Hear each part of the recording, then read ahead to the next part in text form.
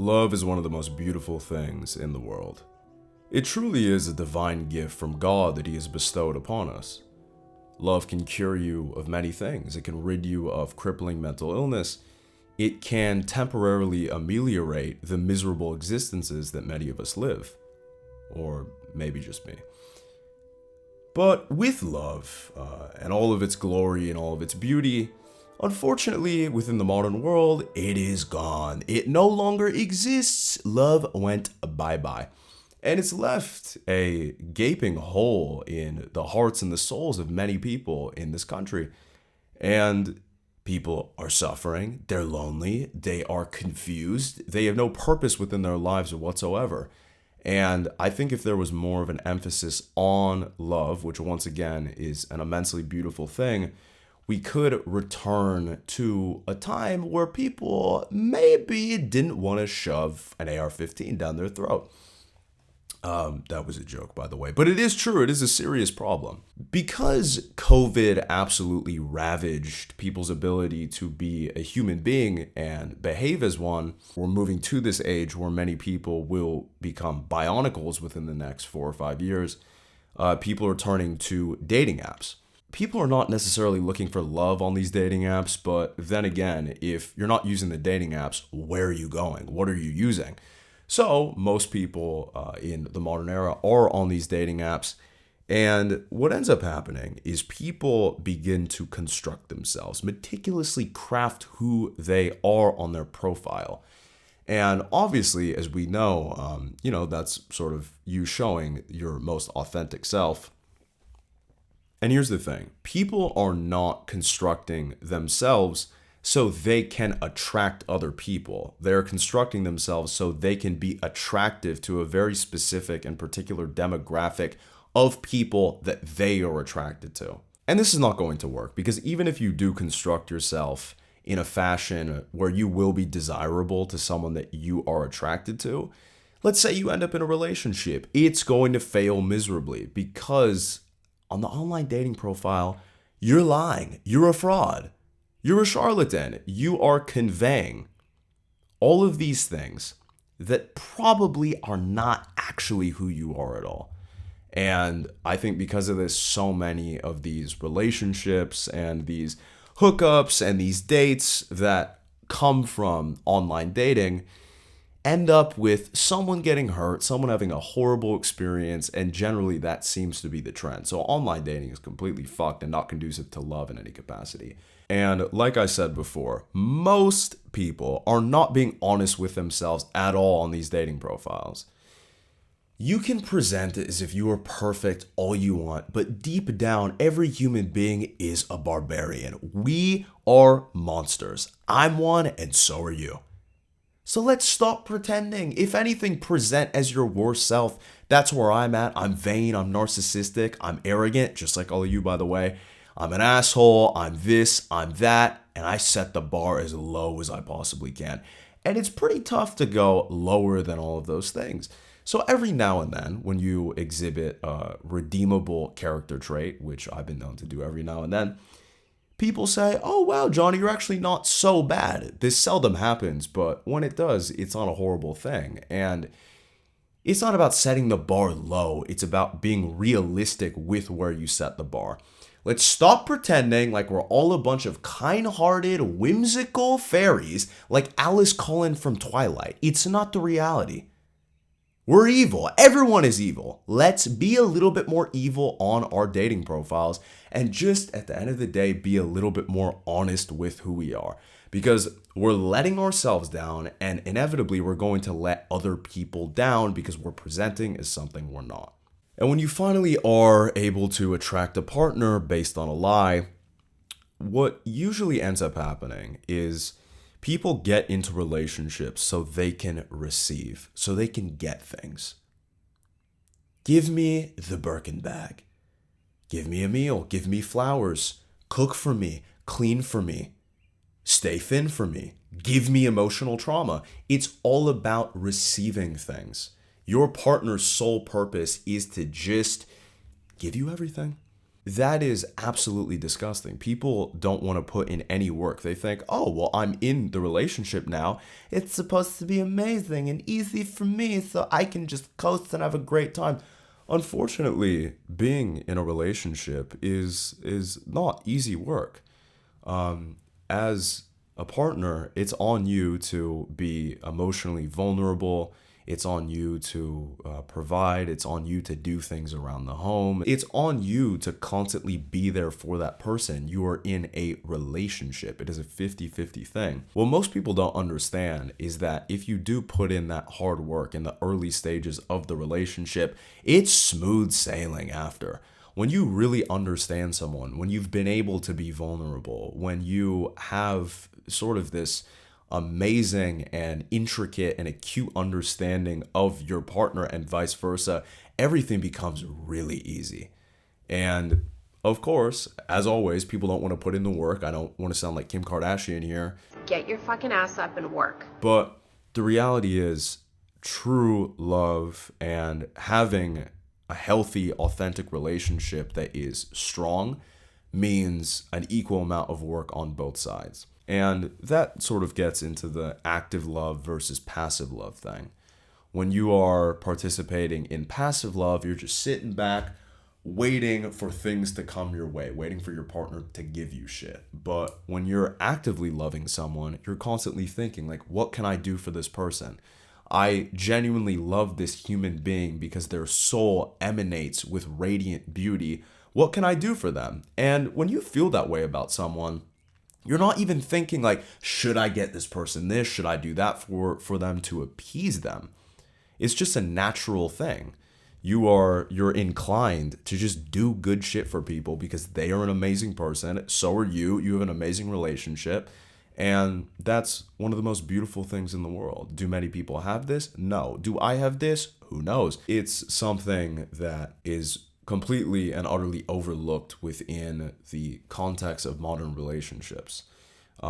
We see it all the time on social media, on TikTok, on all of these deranged apps from the pit of hell. Like, wow, your boyfriend did this for you? He took you out here? What? My boyfriend doesn't do that for me. Like, that's weird. And look, this is social media once again. This probably isn't an everyday thing, and there are all of these unrealistic expectations for relationships that have been created by and on social media. So now people look at their significant other and say, well, actually, he didn't find me out to the Maldives. Wait, bro, she didn't let me be in a one-sided open relationship. Like, I don't know, bro. Like, I got to get me a new girl. And this is absolute garbage. A relationship is not going to be a one-size-fits-all thing. And I know that everyone is extremely superficial in this world, and everyone just wants to get, and receive. And social media is obviously exacerbating this. But maybe if we were thinking a little bit more about what we can do for others instead of what can others do for me, then none of this bullshit would even happen, and I wouldn't be here talking about it. On the topic of just getting all the time, I've realized that when it comes to hookup culture, which obviously produces many loving people, body count is just a social construct. I've realized the distinction between what makes people want to fuck and what makes people want to date. When people want to sleep with a member of the opposite sex, I'm a heterosexual male, so this is my experience, they purely go based off of attraction. If the guy is a horrible person, if he is an absolute bottom of the barrel human being, it doesn't really matter if he's 6'3", light skinned with the tattoos and diamond earrings. Me from 2019, essentially. And for me, in those times of debauchery, it didn't matter who you were at all. I'm just gonna sleep with you. So maybe even people that I wasn't attracted to. But I digress. When people want to fuck, they go for who they are attracted to, and nothing else really matters. And something that I've observed specifically within the male partners that women choose to select is that these guys are absolute losers. The women are so far out of the league of the guys that they date, it's really astonishing. And I know why they do it. Because if the guy doesn't do everything for the girl, if he makes one wrong move, says one wrong thing, gets into an argument, it's done. It's over. And that guy will never be able to date a girl as beautiful or as whatever it is as his current girlfriend. And these girls know that. They're holding the power over these dudes 100%. And they will simp to no end. It's unbelievable. This is an anecdotal experience, but my brother is a fashion designer. And last year, my best friend and I were modeling in his fashion show. And there were two of these models who were ladies. Actually, one of them was non-binary. Why were they non-binary? I don't know. I think one of them liked anime, and I guess being non-binary is popular within those communities. But this person was, and both of these people were flirting with my best friend and I. My best friend is very attractive. And after about day 2, I was like, okay, this is getting a little bit out of hand. Let me check these people out on Instagram. So I go to their Instagram and surprise, surprise, both of them had boyfriends. Both of them had boyfriends. They're ugly. They're out of shape. They looked nowhere near as good as these girls. These are models. These are like 10 out of 10, absolutely beautiful people. And beautiful people, fantastic, so attractive.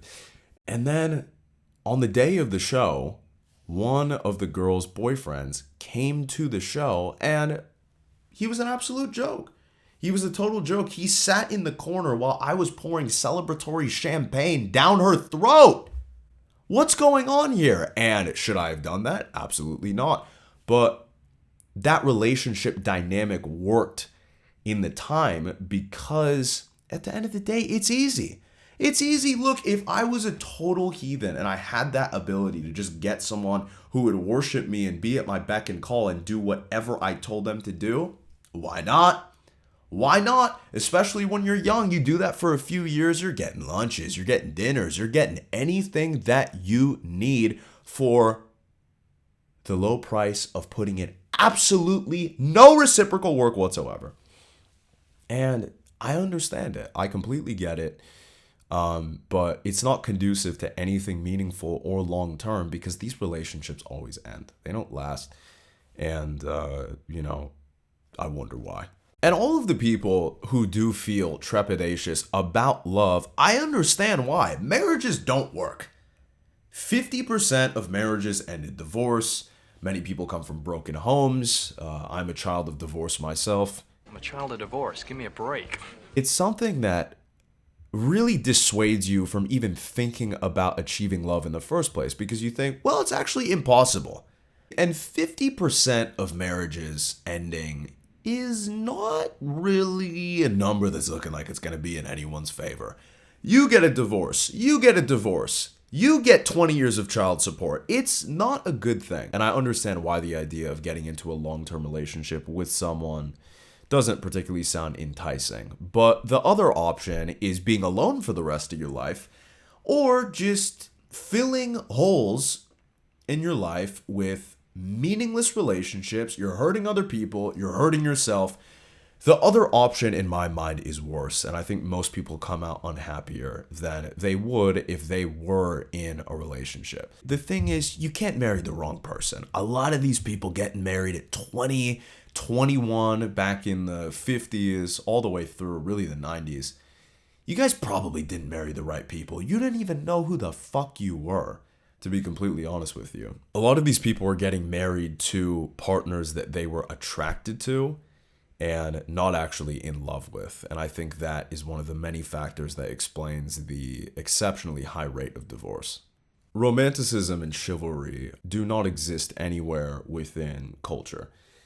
And truthfully, when you look towards culture, there is not any place that you can go outside of rap, of course, where these things exist. Rap is all about fuck these bitches, fuck these niggas, I'm black, I can say it. Rap is all about fucking people on perkies. It's all about really hating the opposite gender and denigrating their entire existence 24/7. Yet, we're here taking relationship advice from Future. Feel like garbage, my heart was on my sleeve. Woo, yeah, Yeah, I ride for my niggas, I lie to my bitch. Ooh. He has 49 baby mamas, and we're taking advice from him on how to make a relationship work. We're listening to Cardi B. I guess Cardi B is married technically, but is she the arbiter of love? Cardi B, I don't know. I'm not sure. And on top of rap, we're getting our ideas about love from fallacious movies and TV.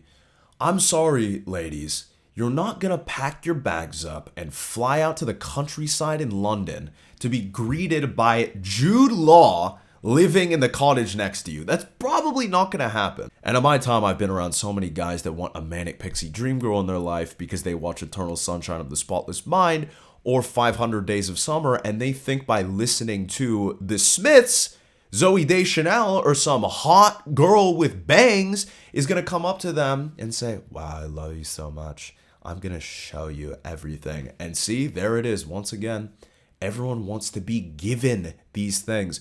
What a revelation that I've had throughout making this video. Olivia Gatwood is a poet who wrote the poem Manic Pixie Dream Girl. And she had this to say. The convenient thing about being a magical woman is that I can be gone as quickly as I came. And when you are a whole person for the first time, the movie is over. And that beautifully highlights the transactional relationships that we have within our current culture nowadays. Everyone needs something from the other person. And in the case of the Manic Pixie Dream Girl, when they are done giving all of their cool songs and cool bands and cool spots that no one knows about, the Manic Pixie is done because she has done her part and she can no longer form this putty of a man into the boy that she wants. But all of the people that we take advice from in terms of dating and in terms of love are psychopaths. Call Her Daddy is a relationship podcast. Right. One of the #1 relationship podcasts. I think it is #1. This woman is a lunatic. And let's talk about the motherfucking Gluck 3000/9000. Why are we taking advice from these people? Andrew Tate, why are we taking advice from him? I've got 400 wives, slept with 700 women, and I don't have any love in my life. It's amazing. It's great. What kind of game can Matumbu even have? He doesn't even speak English. He's a warlord. What are we doing, people? And on all of these dating podcasts, and the majority of them do happen to be red pill podcasts, and I will give the red pill credit where credit is due. Some of the ideology is pretty salient, but never in these conversations have I ever heard a single person talk about genuine emotional and intimate connectivity between men and women. Ever. It doesn't exist. It's just all about attracting the opposite sex. Ladies, what can you do to attract the man? What do you bring to the table? I am the table. Shut up. Men, what do you need to do? You need to be 6 feet. You need to make 6 figures. You need to have a 6-inch dick. Whatever. These things are fine. I understand that you have to attract a mate 100%. But in terms of what you do when you already have attracted that mate within the context of a relationship, there is nothing at all.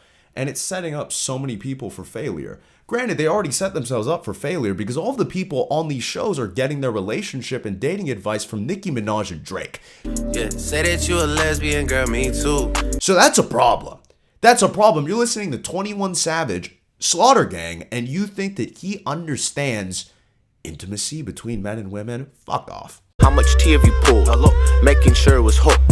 Man, them get me a note. That idea of never really being intimate with someone and never having a connection with someone is just disgusting because it takes the magic away from what an amazing relationship could be. It takes this mystical element of love completely out of the picture, and it just turns us into objects. We are commodities. We're commodities for each other to use, and we're supposed to use other people, and no wonder why everyone is so unhappy. No wonder why Everyone wants to drive their car off a cliff. It's a horrible world out here because there is no aspect of society that encourages men and women to actually love each other, to work on their relationships, and to become better people within those relationships so their relationship can become even stronger. It doesn't exist, and it needs to, and it's fucking disgusting that it doesn't. Men and women working together and just spending time together is one of the most beautiful, harmonious things in the world. Men and women are meant to interact with each other. We are meant to be connected to each other in some capacity. Hanging out with an amazing, beautiful, intelligent, kind-hearted woman probably is the most amazing thing that you can do on this earth. Their presence is heavenly. For some reason, we just don't have that anymore. Granted, most people on this earth are the scum of the earth, so that does make sense. But if you can work on yourself to become the best version of you, chances are you're going to start attracting more amazing people who share a similar sentiment and sensibility that you do. And that's when things start to get fun. That's when you can actually have female friends. That's when you can enjoy a life where you don't hate the opposite gender. And that's the thing. We live in a world where instead of even focusing on loving people, we just want to hate. Men are trash. These 304s belong to the streets. She belongs to the streets. That world and that universe obviously primarily exists on the internet, but it really has seeped into the real world as well. I have conversations that I have with many women in the real world that espouse all of these beliefs, and guys too. It's obnoxious because that's where they're getting their information from. The internet and social media, obviously. It's really easy to hate. It's really easy to sit here and say, oh yeah, well, they're the cause of all of my problems, and men suck, and women are garbage. And it's just so much easier. You don't have to put in any work. You can scream from a mob. All of these people suck, and they're the problem with the world. Because I always hear girls say broke men shouldn't have an opinion, but the guys don't say fat chicks shouldn't have an opinion. But what people don't understand is that, once again, men and women are designed to be together, and they're designed to work in conjunction with each other. And at the end of the day, if you're just with a bunch of guys all the time, you're going to start hating each other. You're going to divide into factions. We see it already with the blue pill, beta soy boys, and the red pill toxically masculine alpha males. We already see that divide. And, it's only a certain amount of time before that divide begins to happen with women. I'm seeing it a lot already. You have your more traditional women, not your tradcon ladies, but, people who maybe are not fully on the feminist thing. And those two groups are completely clashing. There's no homogeneity within any of these groups whatsoever. And that's not what we should want. We should just want to bond with the opposite sex and stop hating them to the degree that we do. As I've gotten older, I've realized that formulating and synthesizing a shared ethos with your partner, or with any relationship for that matter, is paramount. No one is going to 100% agree on everything. But if you are able to sort of develop these tenets that you share, you're able to walk down the road of life together. And even if you do have some separate beliefs on things, you realize that, oh, well, I believe in the free market and I believe in meritocracy and I don't. None of it really fucking matters. When you are dealing with something that has the potential to be immensely magical, like love, politics, religion, to a degree, a lot of it just goes out of the fucking window. And if you are that connected to these beliefs that at the end of the day are relatively gratuitous, then you need some serious counseling and probably some psychiatric care. Eventually, what ends up happening is you start really respecting that person for the way that they live. Are they kind? Are they loving? Are they compassionate? Are they selfless? Are they resilient? Are they strong? Are they easygoing?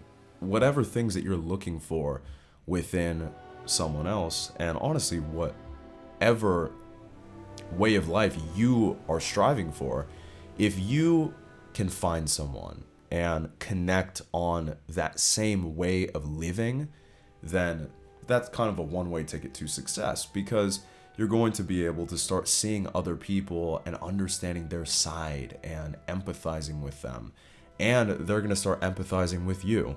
And being in a relationship with someone who does have a bit of a different perspective than you do on the way that the world works is absolutely fantastic. You have the ability to have your perspectives changed, your mind will be broadened, and inevitably you're just going to become a wiser and a better individual. And that's something that I think everyone wants deep down. Maybe they don't. Maybe they want to be heathens, but you know, I'm a bit of an old man now, and I'm done with searching for superficial attraction within a partner. I want to love someone and admire them for who they are, and I would like the same on their end as well, pertaining to me. And I want to cultivate an ethos with someone. I want to share our lives together, and I want us to be connected, and I want us to walk down this treacherous road together, hand in hand. And I want to be attracted to them, you know, for every reason. And most importantly, I want to share an amazing, genuine, and intimate connection with that person. And you know, at the end of the day, I'm a bit of a hopeless romantic, and yeah, I just, you know, want to play the guitar and write love songs for an amazing woman in my life. Here are some of Charles Bukowski's more optimistic words. I will remember the kisses, our lips raw with love, and how you gave me everything you had, and how I offered you what was left of me. And I will remember your small room, the feel of you, the light in the window, your records, your books, our morning coffee, our noons, our nights, our bodies spilled together, sleeping, the tiny flowing currents, immediate and forever, your leg, my leg, your arm, my arm, your smile and the warmth of you who made me laugh again. Please be sure to dislike the video and unsubscribe. And happy Valentine's Day. Bye-bye. Dislike and unsubscribe.